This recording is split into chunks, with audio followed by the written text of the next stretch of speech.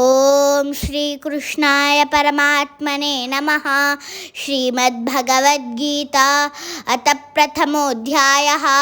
అర్జున విషాదయోగः. భీష్మద్రోణ ప్రముఖతః సర్వేషాం చ మహీక్షితాం ఉవాచ పార్థ పశ్యైతాన్ సమవేతాన్ కురునితి. నమస్తే అండి. ఈ శ్లోకం నుంచి మనం తెలుసుకోవాల్సింది ఏంటంటే, సకల జీవులలోని పరమాత్మునిగా శ్రీకృష్ణుడు అర్జునుని మనసులో ఏం జరిగిందో తెలుసుకోగలడండి. అందుకే శ్రీకృష్ణుడిని హృషీకేశునుగా పిలవడం జరిగింది.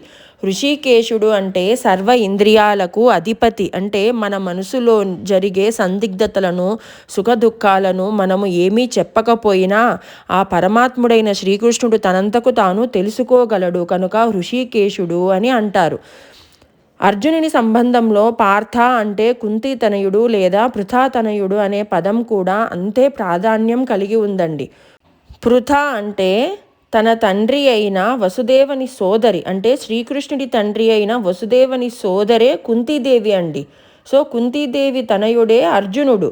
కాబట్టే శ్రీకృష్ణుడు అర్జునునికి రథసారథిగా ఉండటానికి ఒప్పుకున్నాడండి.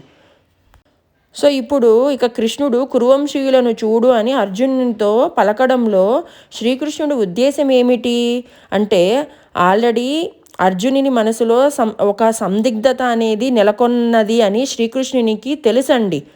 అందుకే వాళ్ళను చూడు అని చెప్పేసి అర్జునునితో చెప్పాడండి. అంటే తన మేనత్త కుమారుడైన అర్జునుడు అటువంటి విషయాలకు ఏనాడు లొంగిపోతాడు, అంటే భవబంధాలకు లొంగిపోతాడు అని శ్రీకృష్ణుడు ఊహించలేదండి. అందుకే శ్రీకృష్ణుడు అర్జునునికి కాలాన్ని స్తంభింపచేసి తన విశ్వరూపం చూపించి భగవద్గీతను బోధింపసాగాడండి ఆ టైంలో. ఇది ఈ శ్లోకం యొక్క పరమార్థం అండి. ఇప్పుడు వర్డ్ టు వర్డ్ మీనింగ్ చూద్దామండి. భీష్మ పితామహుడు, ద్రోణ గురువైన ద్రోణుడు, ప్రముఖతః సమ్ముఖములో, సర్వేషాం అందరూ, చ కూడా, మహీక్షితాం భూపాలకులు, ఉవాచ పలికాడు, పార్థ ఓ పృథా కుమార, పశ్య చూడుము, ఏతాన్ వీరందరినీ, సమవేతాన్ సమకూడిన, కురువంశీయులను, ఇతి ఈ విధంగా.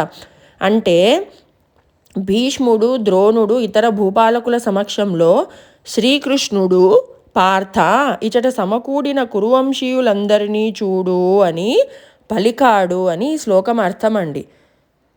If you like this, please subscribe us and support us. Thank you.